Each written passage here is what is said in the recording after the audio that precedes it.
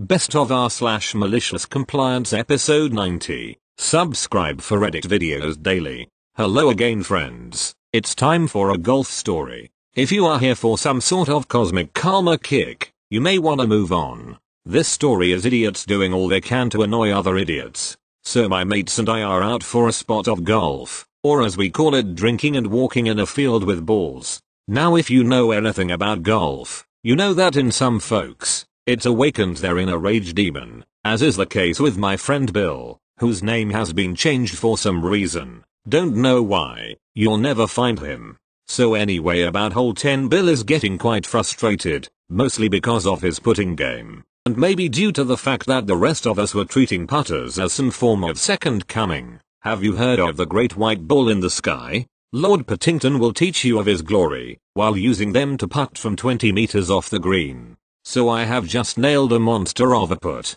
about 10 meters give or take. 30 feet for you freedom savages out there, and having nailed said putt, proceed in giving thanks to Lord Pittington and the great white ball. Now Bill is not happy and finally just loses it. Bill, you know you don't have to f-king put from 50 meters out, right? Me, you know that's not true, Bill. Lord Pittington demands sacrifice. Bill, well, if you enjoy putting so much, why don't you just putt the whole damn hole? Now keen-eyed readers will have instantly detected this subtle display of foreshadowing. After several more charming expletives from Bill, we move to the next hole, which it turns out is a par 5, 500 meters give or take. Now Bill tees up and drives, gets a ton of top spin and goes straight to ground, rolling to about the 100 meter mark. Bill, alright, well that was straight at least. Who's up next? Me. That would be I. Lads, hold my beer. I reach out for my driver, and like a message from the great white bull itself, it hits me. I look up, making dead eye contact with Bill. My hand begins to drift.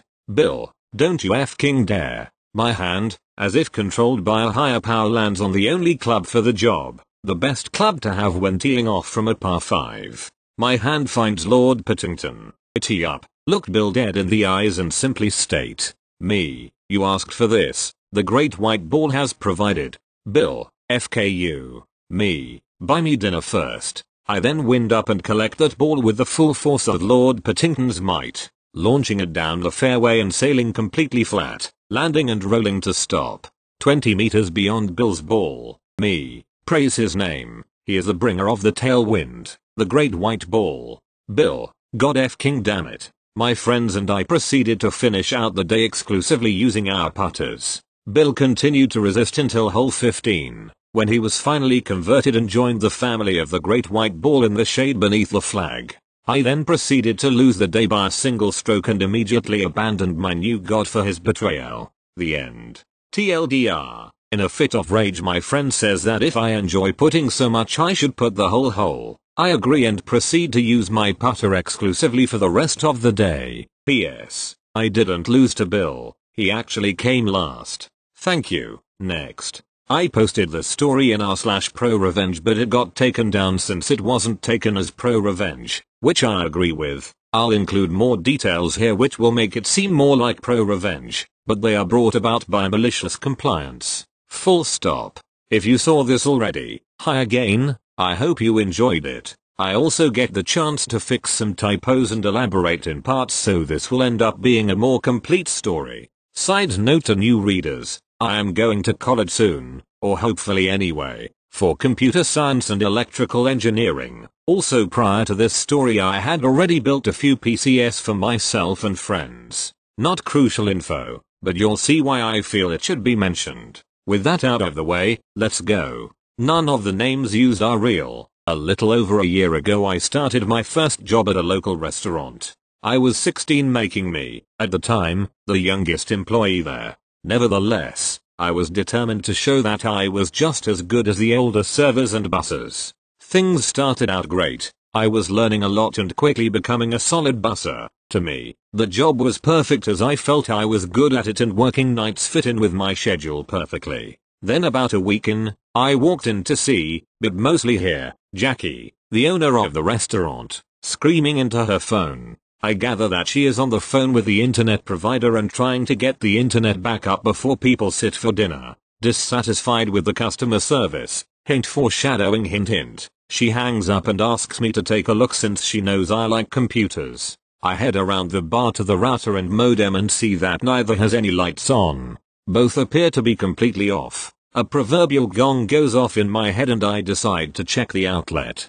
Turns out the outlet had a built-in surge protector that tripped. I press in the reset button and the internet was up within 5-10 minutes. Little did I know, by pressing that button, I had just sold my soul as IT support to this rinky-dink restaurant. In fairness, it wasn't that bad most of the time. For about 5 months it typically was just have you tried turning it on and off and the occasional part replacement. All of the IT stuff I did was going unpaid, which I didn't really care about. I knew how to do it, Jackie knew that I could do it, so why wouldn't I do it? What I did care about however was how Jackie treated me when I tried to help her. Sometimes she would get oddly defensive and insist she knew how to do a thing when 5 minutes before she had asked me how to do the thing. I also noticed that on weeks where she decided to have an argument, my scheduled hours for the following week went down. She would also withhold pay. I can't definitively say that there is a relation, but it happened multiple times with the exact same excuses.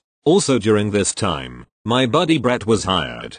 Brett is my age, a grade ahead though. We like similar stuff, and we knew each other from our school's robotics team. Around mid-August at the time, about 5-6 months in, Jackie has a brilliant plan to buy a brand new camera security system for the restaurant and get yours truly to install it all. When she told me, I was completely shocked. I mean, yeah, I had soldered and wired stuff before, but she is trusting a very expensive system to a kid with no real experience. When I brought up my concerns, Jackie brushed them aside with just document everything you do so you can trace back any mistakes. Not fully convinced but also not wanting to upset my boss, I naively accepted to install the system. I spent the next few days going over wiring schematics and drawing up a master that the whole system would be directly traced by. I may have been stupid enough to accept the job, but I was smart enough to do it right. I got Brett to help me with wiring and installation, and thanks to him we were able to get the system completely running within a few hours between the lunch and dinner rush. The place isn't that big but there are 4 camera zones, some with multiple cameras to limit blind spots.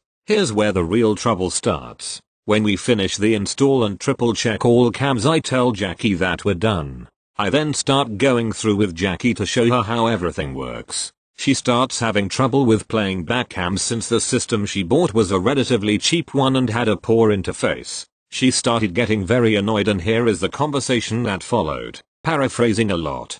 Jackie, you definitely did something wrong. I can't work this thing. Me, there's nothing wrong. Look, I go through a game how to play back video. Jackie, exactly, you've made it so I can't control it. Me, I didn't make the interface that came with the system. Jackie, just fix it. How hard can it be? After this continued for a bit with both of us getting madder and madder, I realized that she thought the way I wired the system affected how to use it. To you and I, that is stupid beyond words, but she was 100% serious. So I decided to go all in as well. Jackie, I'm going to personally go over everything so I can use it. Me, okay, go for it. I pull out all the wiring schematics that I kept in a folder in the office. Here you go. Jackie, what is all this? Me, it's the complete map of how the cams are wired. You said to document everything. I see her eyes go wide as she tries to take in everything on the sheets. To an untrained eye, complicated wiring schematics look like a maze with no exit. Me, oh, and by the way, I quit. I turned around and walked out of the office, leaving her sputtering and screaming. I felt like I was on top of the world. And that's where the story should end, but we still have a bit more. Before I left the restaurant, I had a quick chat with Brett about what happened and warned him that she might try something with him since he helped me. To my surprise, I saw his eyes light up and he told me he'd give me a call in a bit. A little later that night I get a call from Brett. Turns out I was right. Jackie tried to pressure him into rewiring the whole damn thing by himself, saying she would fire him just like she had just fired me. Brett was able to convince her to just take the time to learn this setup. Still no idea how he managed that. Brett was always way better at negotiating than I am. He walked her through how to bring up cameras and play back the video, and the camera he chose for the example was the camera in the office. Right.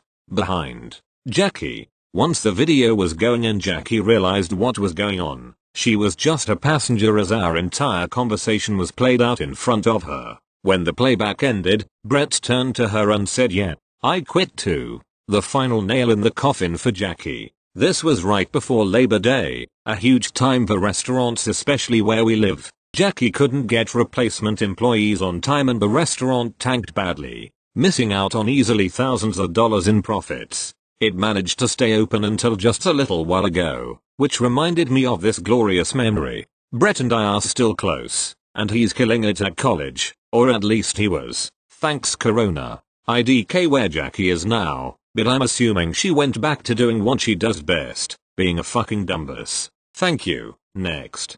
This is my first ever post on Reddit, so bear with me as I don't have any experience. I was a sophomore in high school and my English teacher just sat and did nothing. I like English class and would say I'm pretty good in class and wasn't very disruptive, but the teacher I had seemed to have it out for me. It'd be sitting in the back and she'd tell me to stop talking despite the rest of the class talking much more than I was. One day in class we were talking about lockdown procedure and she told us we had to go under the desks, so I asked her, what about the fact that in a shooting that is more dangerous than defending ourselves, as the shooter would probably not just see the closed door and walk by without trying something. The school I go to is rather small and so the chances of the threat causing the lockdown would more than likely be going after someone. I said that and the teacher said, how do you know what they'll do? Are you going to be a shooter? I obviously wasn't, so I said as much and class ended, so I left. A few days later, she assigns an essay that we had to finish by the end of the class.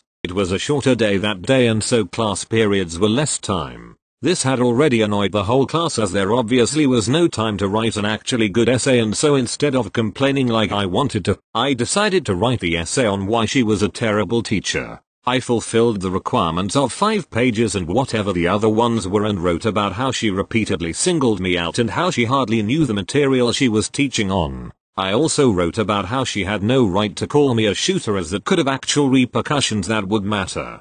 I ended up finishing with time left somehow and turned it into her surprise and look of disdain towards me. A few days later when she handed it back, I had of course gotten a poor grade and she'd emailed my parents for being disrespectful. Luckily that was one of the few times my parents sided with me against a teacher, so it wasn't too much of an issue. She did start ignoring me, so class was a bit more peaceful. Thank you. Next.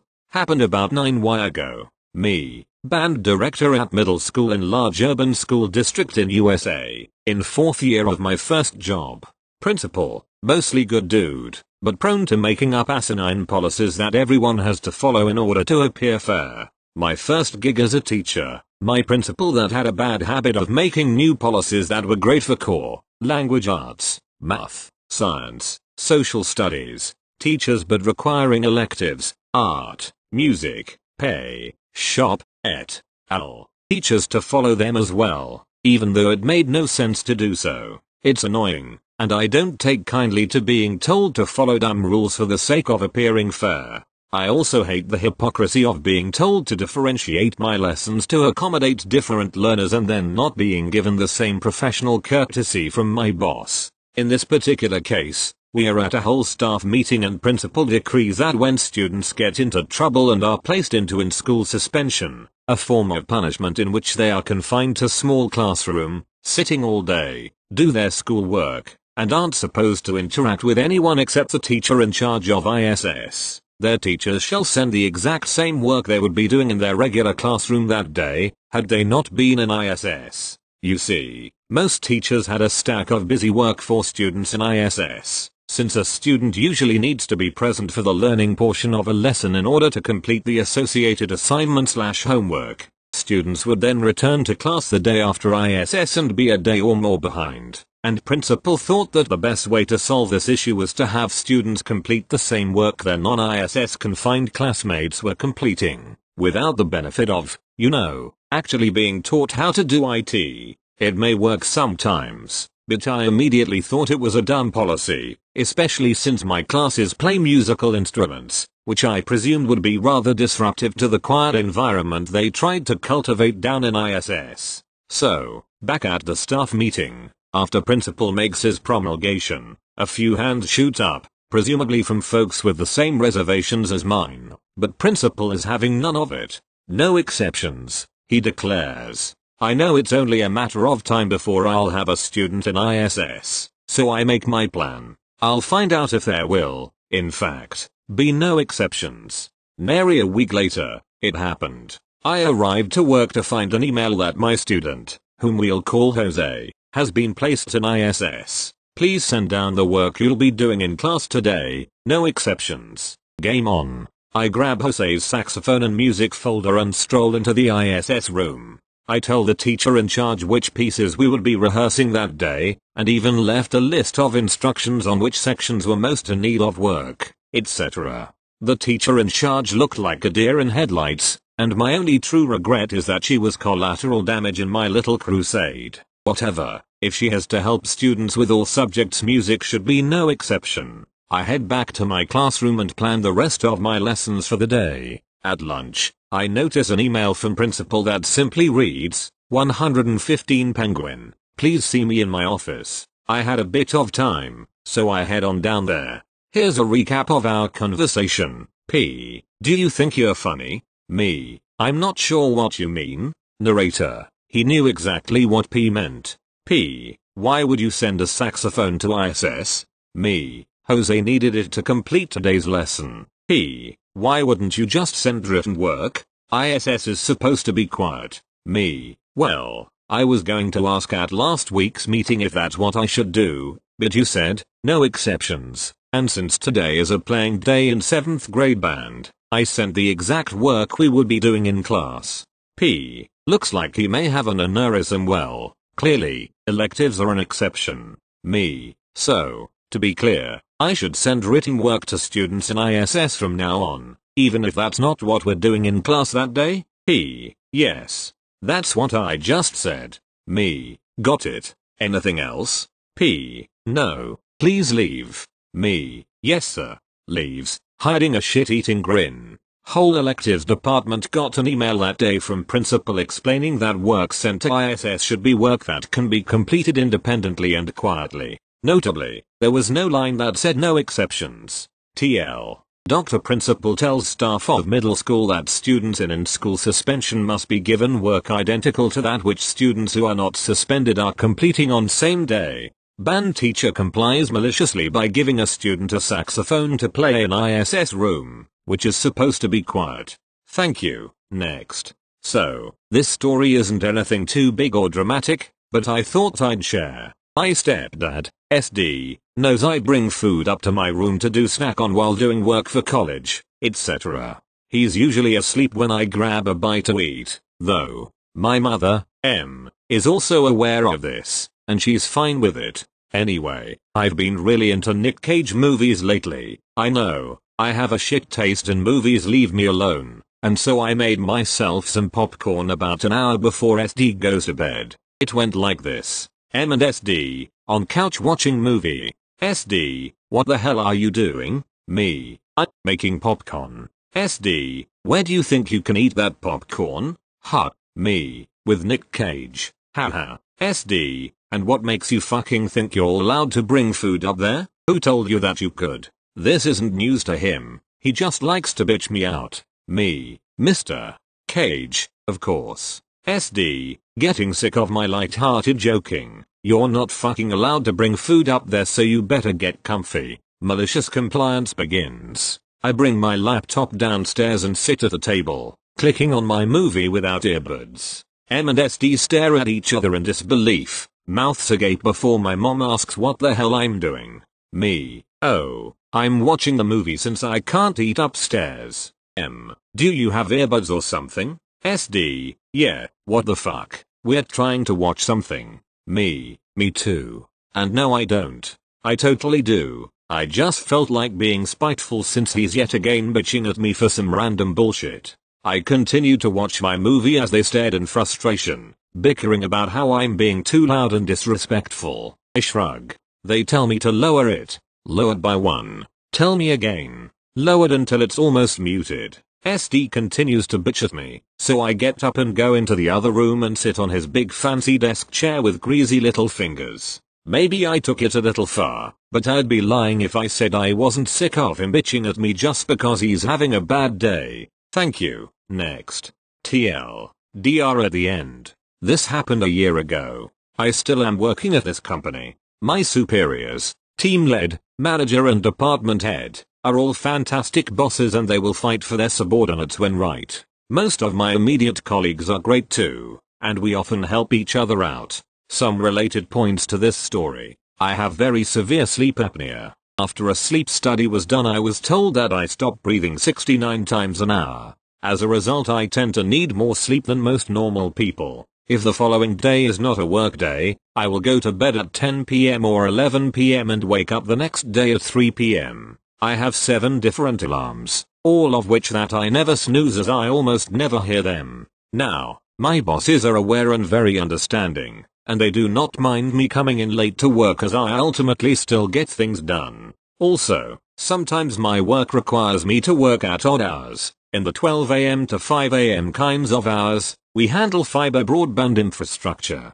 My usual work hours are 9:30-19:00 versus my colleagues is usually 8:30-18:00, as I had to work with clients and customers who have 9:30-19:00 work times. On to the story. Our CEO was cracking down on punctuality issues. There were some people who were abusing this, so I can't blame him, and HR was going hard on everyone. This lady who was handling disciplinary issues, we'll call her Karen, knows that I'm typically late to work almost every day, and starts targeting me. My manager explains my situation to her, and tells her that it was an exception granted to me. She remarks that it is entirely unacceptable and that no employee should be given special privileges, and called for me to a joint meeting between her, me, my team lead and manager. After insinuations that I'm just lazy and lying about my situation with sleep apnea, or that I snooze my alarms and sleep late,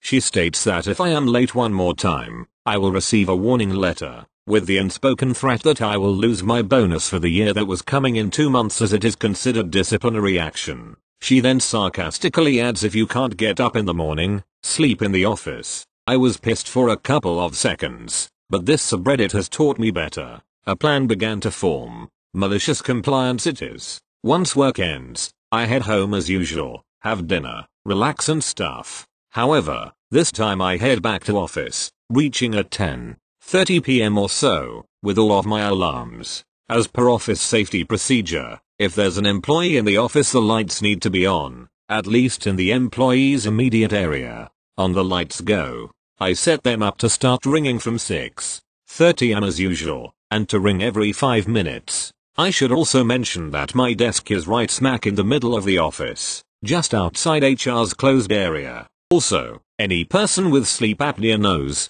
snoring is an immense issue. My snoring is so loud that it sounded like Thor was pissed. I went to sleep in my chair. Morning comes, people start coming in. It is 8:30 am, my 7 alarms ringing, my snoring bringing the thunder. Did I mention that I'm seated right outside HR and in the middle of the office? Karen, unable to take the noise, tries to get my colleagues to wake me up. They simply shrugged and said it wasn't part of their job scope or contract. My team lead and manager both refused to wake me up, as he starts work at 9:30 am. Karen tries to wake me up, but a choking/breathing incident happens and it looked/sounded like I was on my deathbed. It scared her to tears. I ended up waking on my own at 10:30 am. Karen then complains to my department head, which I clarified that this was requested by Karen, to which both my team lead and manager corroborates. My department head deems that I didn't break any rules, and in fact did do what she had said to, and thus had no grounds for disciplinary action. He then gives me 2 days paid off to rest as I was in no condition to handle clients. I found out later that the rest of HR were never agreeable putting me on the late list in the first place, but did not/could not intervene as they were not in charge of disciplinary issues. No one has really hounded me about punctuality again, outside of the occasional hey, try to be on time next time.